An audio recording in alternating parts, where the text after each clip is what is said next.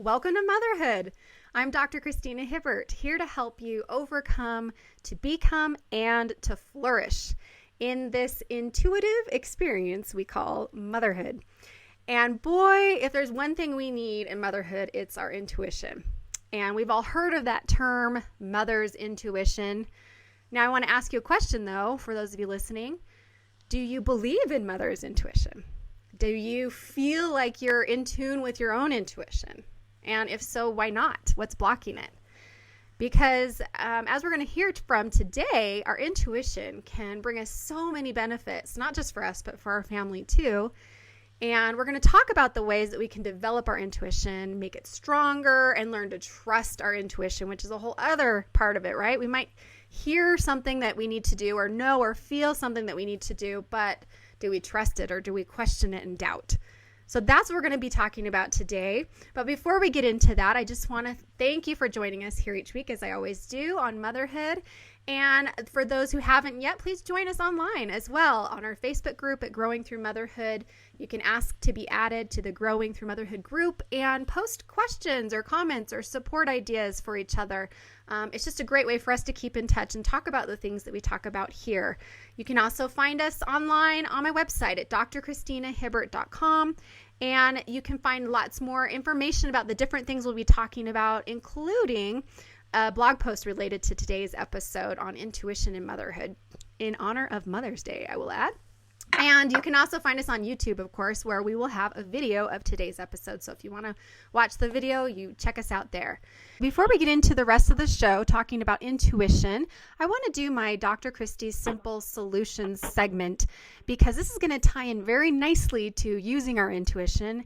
And what we're going to be talking about is how we can keep our family safe by talking with the Vice President of Marketing for SimpliSafe, Melina Engel. Melina, welcome to Motherhood. Thank you. Thanks for having me. It's a pleasure to have you here, and I'm excited for you to be able to tell our listeners about SimpliSafe and what it might be able to do for them. So why don't you tell us, what can SimpliSafe do for moms and families? So SimpliSafe is a revolutionary home security system. We are really out there to change the way traditional home security companies have treated customers and have done business for the last 100 years. So we're, one of the reasons moms love SimpliSafe is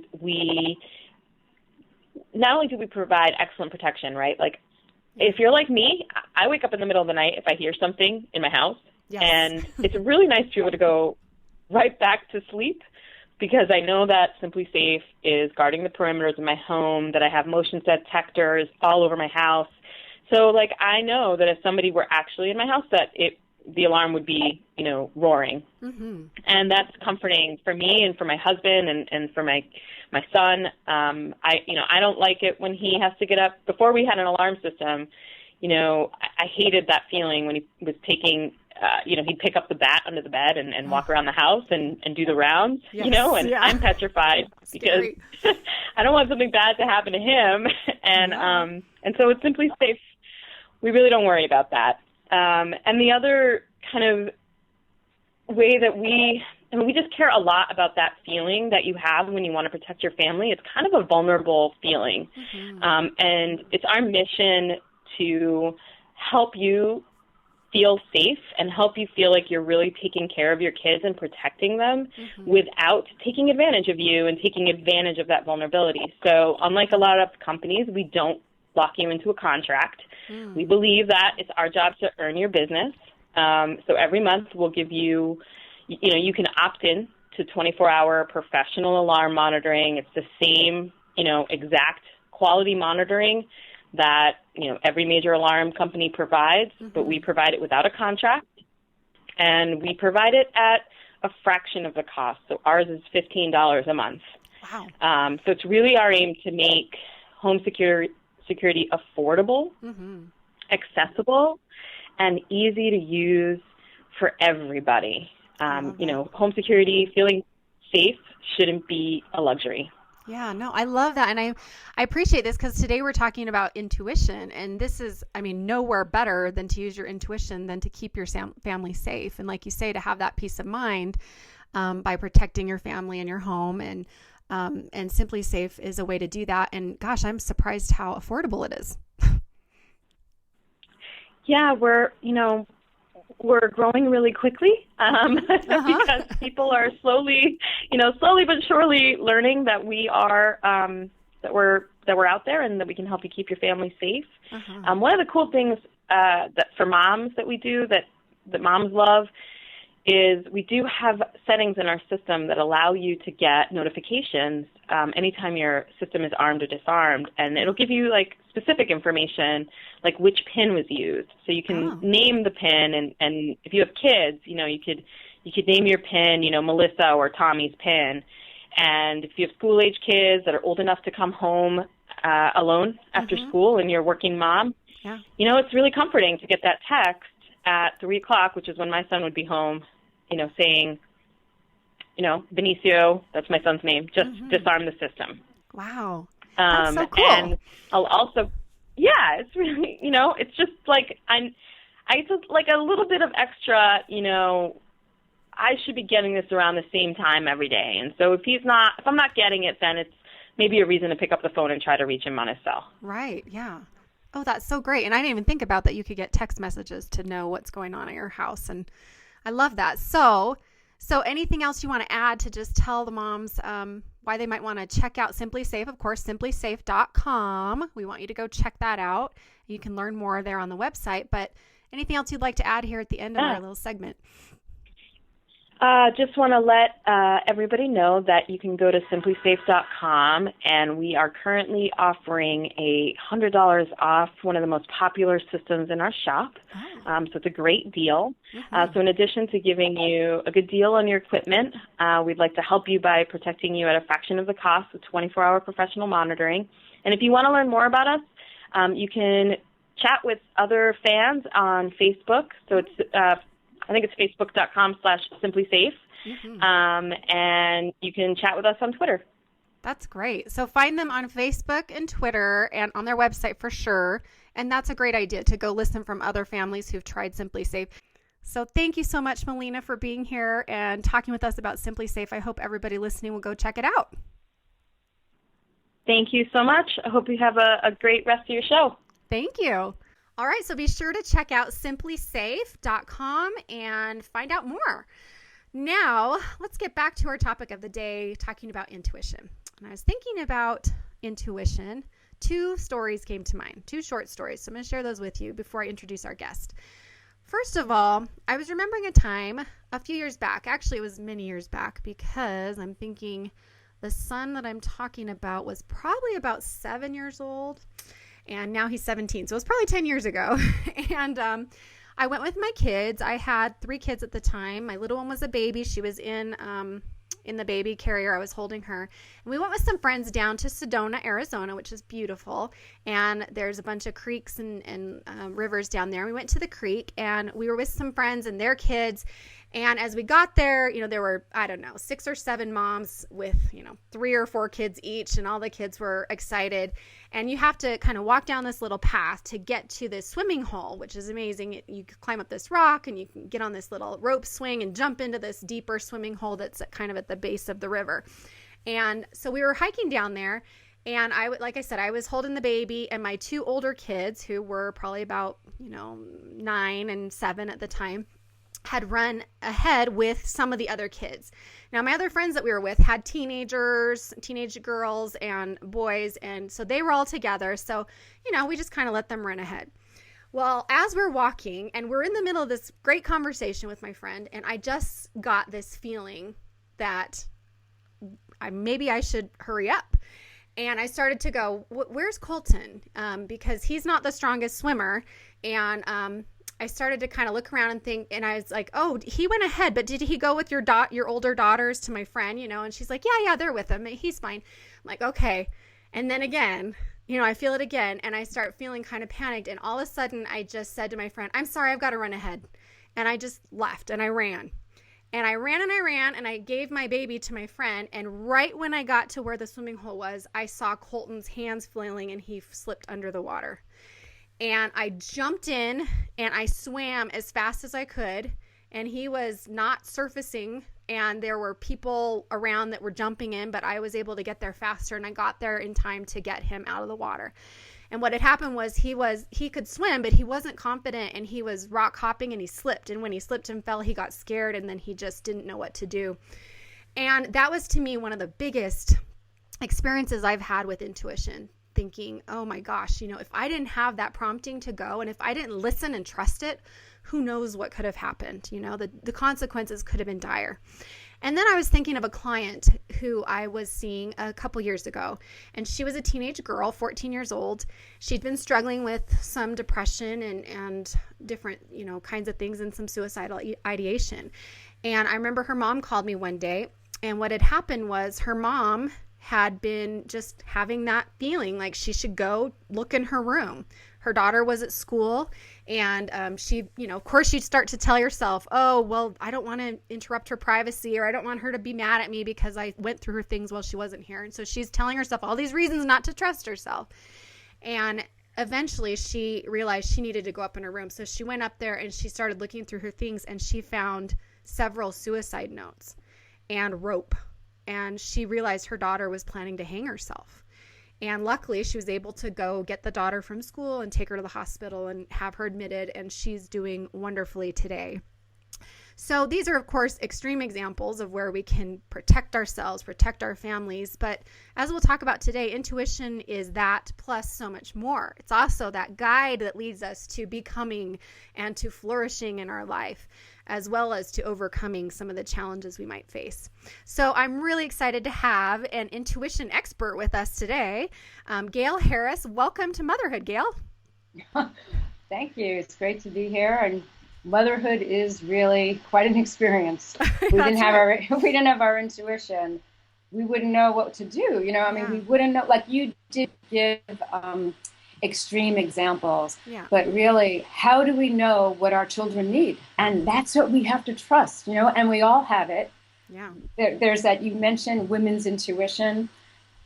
First of all, I hate that term, but I mean, it's such a stereotype. I mean, it's based in truth in the sense that women tend to be more connected in with their own inner knowing, just because of the way society is. But, right, it's a compliment essentially, but we all have it. But yes, everybody, male and female, everybody has it. Here, we're gonna. Let me go ahead and introduce you first. I'm so excited to talk about intuition. You are, and it's so great, and I want to keep talking about it, but I want people to know who you are first. Thank you. Let me tell you guys a little bit about Gail, and then we'll get right back into this, because we do want to talk about what is intuition and why do we need it. So Gail is an author, and she's an intuition coach, which I want to talk to you about that, how you came to be that. She really works to try to make following your intuition a way of life, and she tries to help clients do the same thing and to live that most fulfilling life by becoming that best expression of themselves. Just like we were talking about with becoming and flourishing, she helps her clients develop an intuition practice that they can use every day. We're going to talk about some of that. And she's also been a finalist for an IPNE Book Award for the memoir Finding Zoe. And she also has written another book called Your Heart Knows the Answer, which teaches people how to trust their intuition.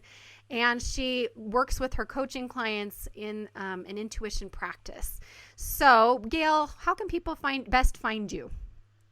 They can best find me by going to my website, is gailharriscoach.com, and I'm on Twitter at gailharris_. They can find me on Facebook, but really the website and Twitter. I'm pretty active on Twitter. I love Twitter, so tweet me. Yeah, tweet her. So Gail, and it's Gail Harris. Yes, GailHarris. Thank you. GailHarrisCoach.com, right? Yes. Okay, awesome. All right, so let's back up here. So let's talk about first what is intuition. What are we talking about? I mean, my intuition says that most people know what intuition is, but some people might be going, well, how do you really know what intuition is? So how do you define intuition or classify that, I guess? How do you explain that to people? I explain it by saying it's this own inner coach or inner guide that we have that tells us how to respond in any given moment. It's that inner part of us that really knows what we need in each given moment. And it's called lots of different names: gut feeling, inner voice, inner wisdom. It really is that inner wisdom. And for me personally, this is my definition. It's my life experience of intuition, but my life has shown me that we as people are connected to something that's greater than ourselves. You can call it God or a higher power or whatever it is. And so our intuition is how we connect to that which is greater than ourselves. And it's that part of us, again, that's connected to something higher, and that part that allows us to be guided by a higher power. And you really have to have a belief, if you want to work with me, actually, that you are connected to something greater than yourself, and that greater thing has your best interests at heart and will guide you. Yes. And it's really that connection. I've come to learn that my true power, that when I really make true decisions, it's based on an understanding that there is a divine order out there, that there, even if we can't understand it, even if like crazy, difficult things happen, that there is an order out there, and there is a good order. And you have to trust that. That doesn't mean that difficult things don't happen, but sometimes things happen. I mean, could name a million things: the Holocaust, my son getting sick, whatever it is. But there has to be a basic belief or understanding that this force or this whatever it is, your own word, God, these words are so, people have such, like, get triggered to these words. I know, but yeah. You have to like go beyond the words. Yes, I have my own spiritual teacher, and he always said, don't mistake the pointing finger for the moon. And it's like, we can call it whatever we want to call it, but what we're talking about is a goodness that guides us, that has our best interests at heart, even though difficult things happen. So we can't understand. How could we understand the Holocaust in our mind? You know what I mean? It's like, but there has to be some kind of basic trust there. And that is what my definition of intuition is. It is, for me personally, it is a spiritual practice, and that's another word that people could get a little queasy about, but it's really understanding, like, who am I? Yes. Who am I? Right. And I could get into that a little bit later, because it's really part of the intuition practice I teach. You answer that question for yourself. Who am I? Yeah, that's such a big question, such an important one. And I'm with you. I mean, I think when we're talking about intuition, like you say, there's so many ways you can call this. You can call it your conscience. Some people call it, the Holy Ghost or the Spirit when they want more like religious type terms. But it's really about tuning into those whispers that you hear within that, like you say, that don't come from your brain. It's not your brain telling you, oh, here's what you should do. It's this other source that you can sense. And like you say, that's God or higher power or whatever you call it. It's coming from out of you, and it's good, and it's leading you in the right direction. And as you obey those whispers, as I like to say, you start to find, you can experiment on it. You can start to find that it does lead you toward good things, right? So that's how you can know maybe that it's your intuition, for those who are wondering. That's exactly right, because you can't trust, in that word, trust with a capital T, just because you want to.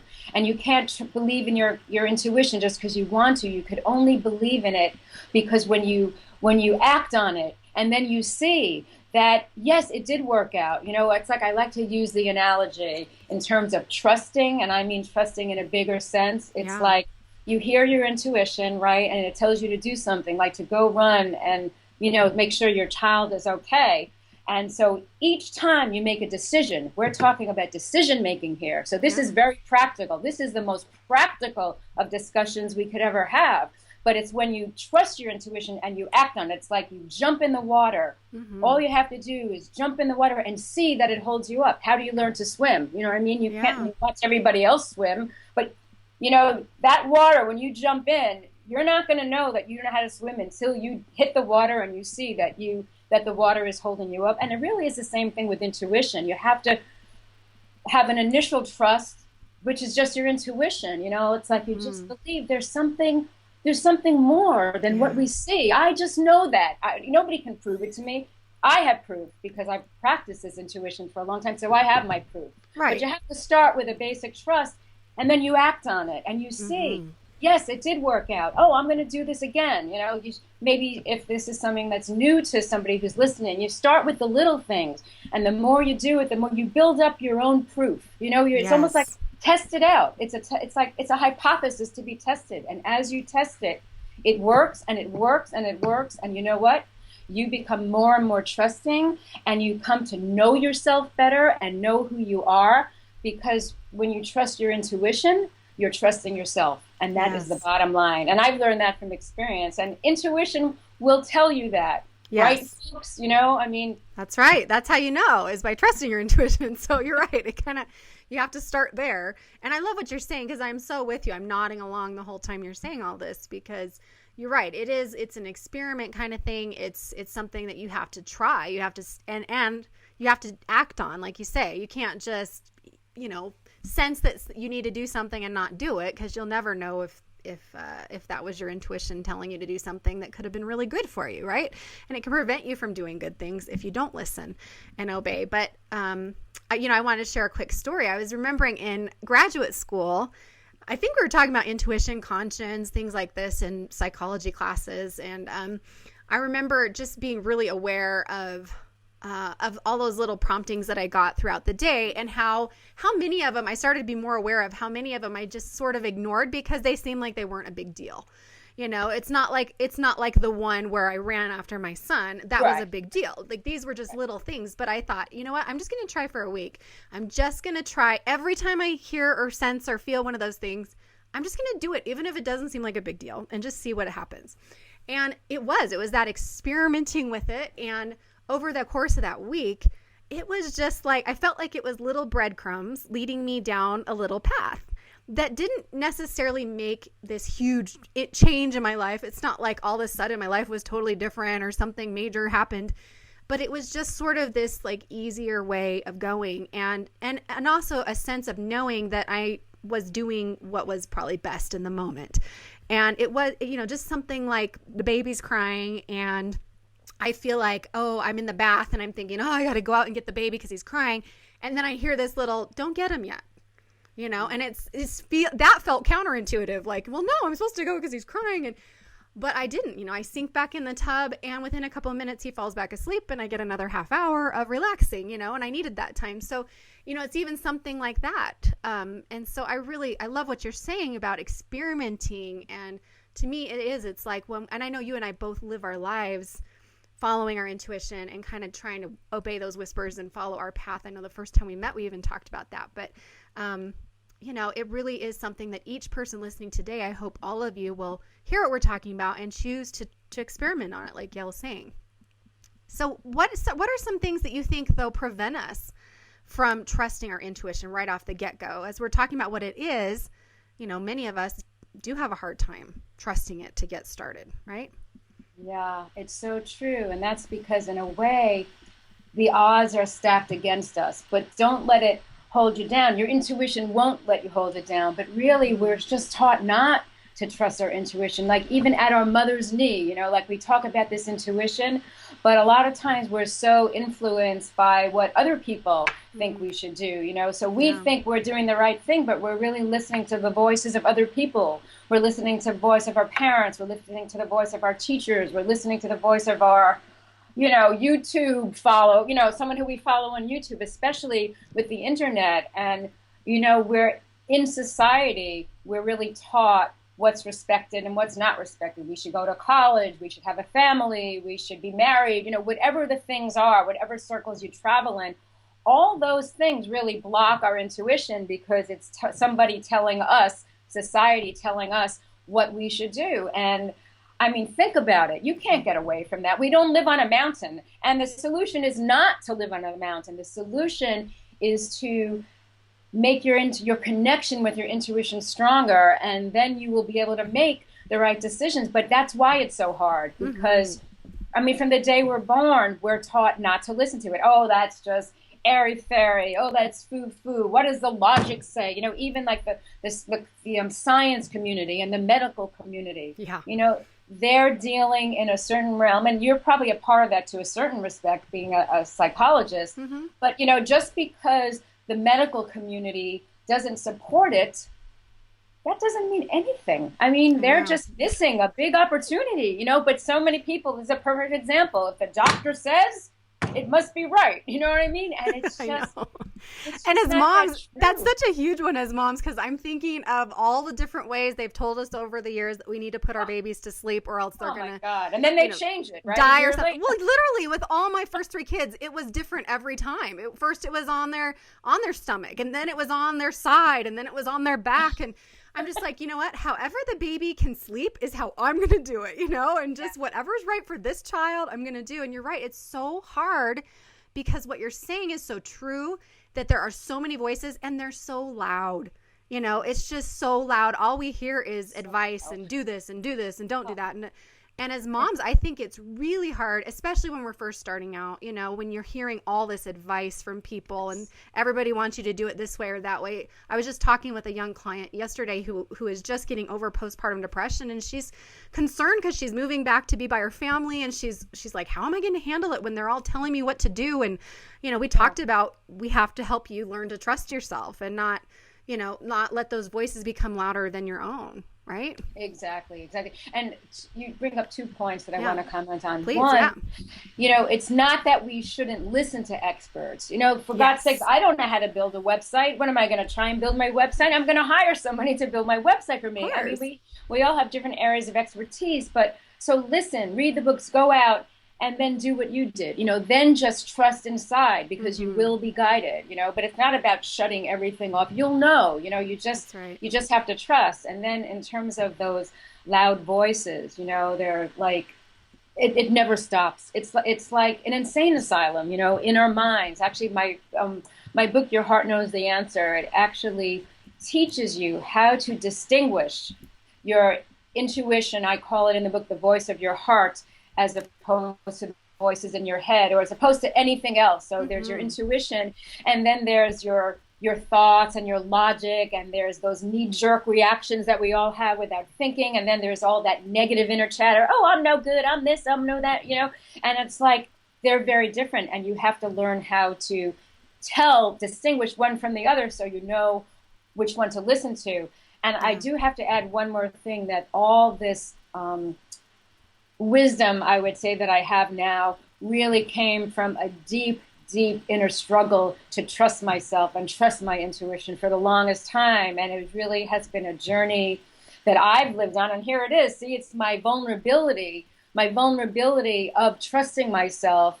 By making that stand, I'm going to trust myself. It led me to actually become, I don't feel like I'm an expert. I feel like I'm a beginner every day, but it was a gift. So my vulnerability became my gift. It was a deep struggle. I was one of these people. I always heard my intuition. Some people don't have a clue. They don't hear it at all. I always heard my intuition, but I didn't trust it. Oh, that's silly. Oh, I can't do that. Oh, I'm not good enough. Oh, I'm this, I'm that, I'm this, I'm that. And at one point, and I wrote this in the introduction to the book, it was like I realized, it was my intuition. It just came out and it said, being me cannot be this painful. I'm like, what's wrong with this picture, And there was like this, so I had those negative inner voices. For whatever reason they came, it almost doesn't matter. My parents divorced, this, that, I was in therapy, whatever the reasons are, it comes to the point where after a while, it doesn't matter. You just have to not listen anymore. And it's like, I just made this, it became like my calling in life, to like, I am going to trust myself. And it just really became my life's journey. And it's led me into it led me to right here, this very moment, Yay, which I love. but some people don't hear their intuition. I always heard it loud and clear, but it was like, oh no, I can't do that. No. I don't do that. And it took work. Exactly. And I'm so grateful for you sharing that personal experience, because I can just, as you were saying that, I was imagining so many of our listeners going, oh yeah, she gets it, because I know so many of us have been challenged with that. And, we hear it, but we don't believe ourselves, or we don't think we're good enough, or we don't think we should go for it. And it really is hard. I remember when I was writing my first book, my memoir, this is right when we met at a writing conference when I was trying to figure out what to do with my book. And it was sort of that whole, I kept feeling like, I know I need to be writing. I know I need to be doing this. And then it would evolve, kind of, okay, now I need to take it to a conference. Now I need to try to get a publisher and at one point I remember just feeling like, why am I doing this? I'm not a writer. I'm not an author. What do I even know about this stuff? And I literally had to write down a list for myself. What do I know about what I'm trying to teach people? And am I actually qualified even to do this, And it really, you're right. It's just, but if we don't listen and we don't follow those promptings, then we miss out on those opportunities. Yeah. Like you're saying, like you have been led to where you are. I've been led to where I am. And everybody listening, whether you can hear your intuition or not, it's also about trusting it when you hear it. So, that's a big element. So let's just talk about that trust for a minute, because that's such an important part. And you're right. We can trust others more than ourselves sometimes. And to me, that goes back to kind of our sense of self-worth. But I want to hear your thoughts on self-trust, I guess, or trusting our intuition. There's so much to say, but yes. One thing, we could talk for hours and hours and hours and hours, sure. and days and days and months and years.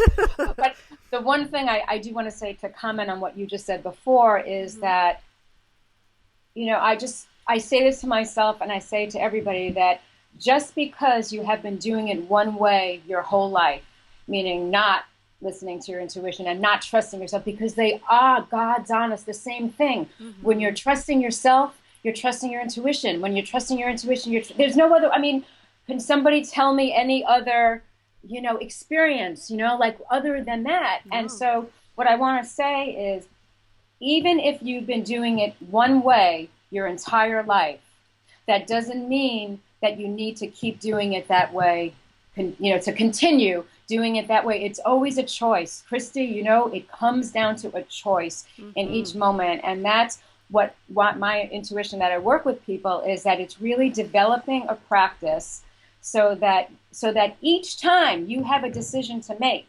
And in the world of trusting your intuition, this is a little, I don't want to get into it right now because we would need more time, but it really isn't like there are not big and decisions. When you went in and you saved your child, that was like, that was big because your son's life was at stake. Right. And the other boys, but like in the world of trust, it's all the same, because it's just that you had bigger stake in the outcome before. Right. But that doesn't mean that the little things are any less important, because each decision we make makes the fabric of our lives. Mm-hmm. And so it's every time you have a decision to make, what do you choose? It comes down to choice, and so getting back, I just needed to say that, but getting back to the and trust. Hold on, because I have something to add to that, because I'm thinking of, and you know what, it doesn't mean that we won't, if we don't listen and obey, that we won't get back to where we need to be, or maybe we needed that detour or whatever. It just, again, it can make life easier and better, more rich when we do follow. I remember when I was recently out of graduate school and I was just finishing my hours to get licensed as a psychologist, and I had an opportunity to join a practice, but I had to sign a contract. And as I was signing the contract, what it was written there and what they were telling me weren't, going together. They were telling me it was going to be better than what was written in the contract. But and so I was sort of like praying and like listening and trying to go, okay, should I do this or not? And I just kept feeling like, I don't know if I should do this. I don't know if I should do this. It wasn't a total don't do it, but it was definitely like, I just didn't know, but I signed it anyway.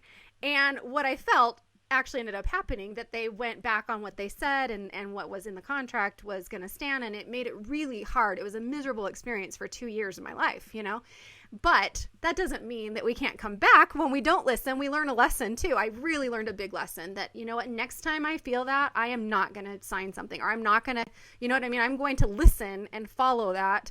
So sometimes we need to not listen and not trust in order to learn the importance of trusting and listening, right? Absolutely. And how I would say it, Christy, is actually that there are no mistakes. It's like, let's see, how do I want to say this? there's always, like you said, there's always an opportunity for learning. But when you trust, in other words, it's not about being perfect. This is not about perfection. In the world of connecting to that which is greater than ourselves, there really are different rules. And again, I want to say that when we connect into our intuition, we didn't get into this yet, but I think it's like a very important thing. Let's talk about this. Okay. Yes. Yeah, is that our intuition guides us with what we need. It helps us determine the need of the situation. And that may not be what we want. As a matter of fact, quite often it isn't, but our intuition tells us what we need, not necessarily what we want, but that's the difference, because if we act on what we want and what we want and what we want, then we're not trusting that which is greater than ourselves. And so what I'm trying to say is that if you have an intention in your life, it's not about perfection, but if you have an intention in your life, I want to live my life by trusting that inner knowing, by taking in all the information that everybody tells me, this expert, that expert, and then weighing it, and then this is the real boss. My intuition is going to guide me. If that is your intention in your life, then there are no mistakes, because, and you may never even know all the gifts that you might have received from that job. Like you name one, like it's hard to be stronger, but there could have been so much more. And so trust means there are no mistakes. And it's not about perfection. And I don't know if that's a contradictory thing or if it's hard to understand, but it's different rules when you're connected. I'm with you. And I guess that's what I was trying to say too, is that, it all comes back around, I mean, it's going to work out. It's all going to work out. Even if you go, oh no, what did I do? I should have listened to that gut instinct, and I didn't. It's okay. You're learning something because you didn't listen, or, you're getting somewhere because you didn't listen, and it's okay. And I really want to emphasize your point, because I think it's great that intuition tells us what we need and not what we want. And whenever I speak to women's groups, I always ask them, what do you want? And what do you need? And what do you desire? And what do you crave? And to try to show them the differences between these things and how we need kind of all these things in our life. But but when we need something, it's because we need it. But we so often push away our needs because it's not what we want, like you said. And I love that. Easy. Your intuition is not going to let you down. It's going to tell you what you need, even if you don't want to hear it, right? Right. And if you don't listen, it's going to come back and tell you again. That's right. Until you listen. That's a biggie too, because it keeps coming back until we learn that lesson or do what we need to do. It'll keep coming around, like we're saying. Yeah, in different ways. Maybe not the way you would think. Right. But because the bottom line is because we do get what we need, whether we even believe it or not, whether we believe in a higher power, whether we believe in intuition, whether we fight it tooth and nail, we do get what we need. That's right. And either you believe that or you don't, but you can believe it and flow with the cosmos or God or whatever word you want to do, or you can fight it. And I tried that. Have you? It doesn't work, does it? No. No. But it's not easy. It may be simple to say, yes, but it's not easy. And this is not about easy. No. Whoever said that was another lie we were fed. That life is supposed to be easy and we're supposed to live forever, right? Right. We're not supposed to age. We're supposed to live forever. Yes. I mean, how do you fight that? It's like everywhere we turn, the only way is to know inside, is to know who you are and trust yourself and know that you get your own power. What does it mean? We can have another whole discussion on this, but what does it mean to be a powerful person? It's not about control and manipulation, which is what we've been taught. That's right. That power is how to make people do what we want them to do, how to control. It is such a completely different thing than that, but it's... How would you define it, to be a powerful person, or how would you describe that? How I would describe it is I am connected, through my intuition, I am connected to the source, the absolute source of divine power. And that is true power. And that when I flow with that, as opposed to fight it, I mean, you can make mountains move. I mean, you saved your son's life, okay? I mean, what more? Yeah, that's power right there. That's and power. I love how you keep using the word flow too. That's, I guess, a perfect word for what I'm trying to describe too. When I say that things feel easier, it's not that it is easy. It's that there's a flow to it, and you just kind of, you're doing what you need to be doing, and you're becoming who you need to be becoming. And it's a bigger picture than you could have ever imagined for yourself. Right. And there's a piece to it. And I think, again, this is just words, and words can really sometimes get in the way more than help. But it's almost like the difference between joy and happiness. You know, it's like when things flow, and I'll just say for me personally, but it's like I feel this joy. But it's like a deep thing, and it's something that I feel that nobody can take that away from me, because it wasn't based on winning $1 million or, you know, getting the house I wanted or whatever it is. It's based on like this knowing that my needs truly are taken care of, you know, and anything can happen to me, and that will never be shaken.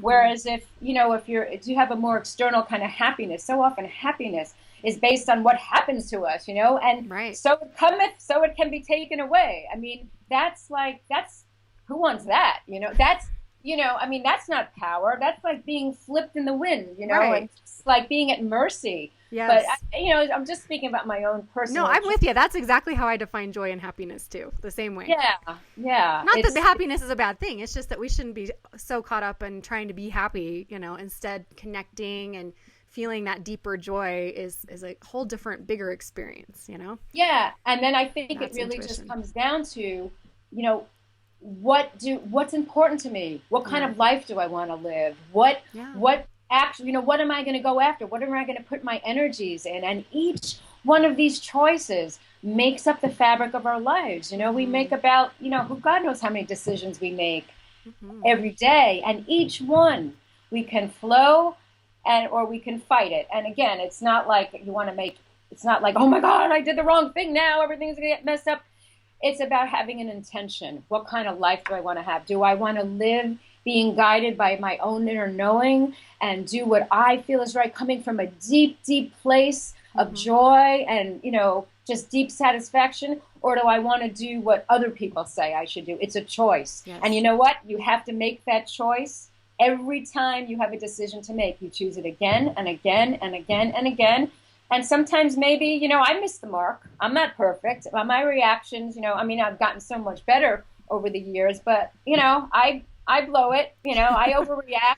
But what I also found, the secret is that when I realize it and I catch it, it's fine, because it's not about perfection. It's not. It's different rules. It's a different way of living when you're committed to living according to being connected to that which is greater than you are. You know? I'm so with you. And I couldn't agree more. It's, to me, that's like my highest priority. I mean, obviously my family and my own health and well-being, but to me is like to have that spiritual connection, that daily connection to God, to something bigger than me, like you say, and to feel like there's purpose and meaning in your life. And I love what you're saying, because you're talking about intuition, not just in the sense of, like we say, keeping our family safe or, you know, avoiding wrong choices, but also intuition in the sense of fulfilling your life's purpose and becoming who you're meant to be and doing things in your life that maybe you would never have been able to do on your own. But when you are connected to that greater source,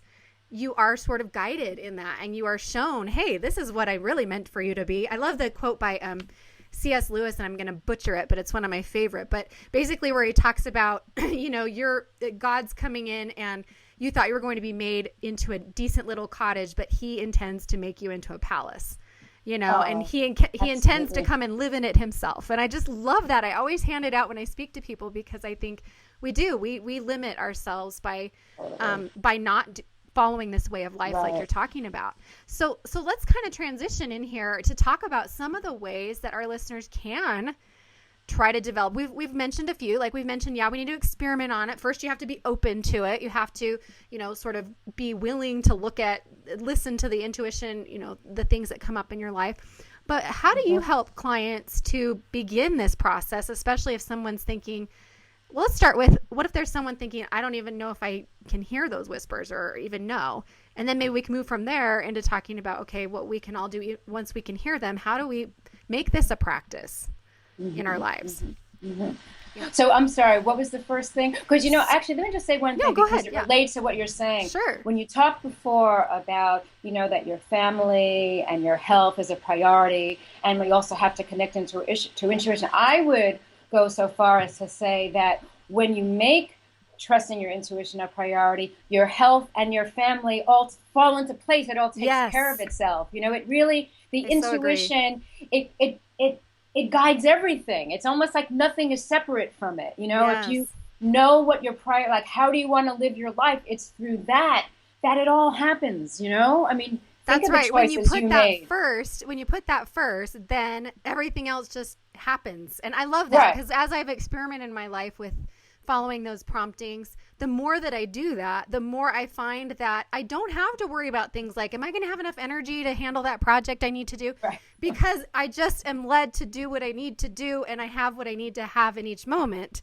Versus, like you say, when we fight it, and that's when you start going, oh, I'm so tired. I don't know if I can handle this. Should I even be doing this? Blah, blah, blah. And we're doubting, and we're not trusting anymore. So I really appreciate that point. That's important. Yeah, because it really has to come first in front of everything. And that may sound weird. Like somebody might be saying, what? Put it before my family or put it before my health. It's just that will make everything happen the way you want it. You can't. You know, it's like you have to find that balance between making it happen and letting it happen. Mm-hmm. And we're always like, do. But, you know, we have to do all we can, and then we have to step back and let the universe meet us halfway, you know? Mm-hmm. I love that. Yeah, So let's first just answer, just in a brief idea of how those who are listening thinking, I don't hear those whispers, or I don't know if I can hear my intuition, where can they begin? Mm-hmm. Okay. Well, the first thing I always say is that you have to make a decision. You have to make a decision. Is this important to me? Mm-hmm. Is it important enough to me that I will do whatever it takes to learn how to trust my intuition? And if the answer is yes, then actually you're halfway there. And then it will all evolve because you made that your intention. If the answer is no, then don't bother, because it's like I said, there are so many distractions that, that'll never work. So if your answer is yes, then, what I would say is trust your intuition. Maybe buy my book, because the first part of the book actually teaches people how to distinguish their own inner knowing, their intuition, from their thoughts and feelings. I look at it. What are the different characteristics? What are the guiding themes of your intuition, as opposed to like that negative inner chatter? What are the phrases? What are the physical sensations and feelings? And it's like, I'm not even trying to get you to buy my book. It's just that your intuition will lead you. You just have to try and trust that. So if it's a yes, if I want to live this way, then just listen,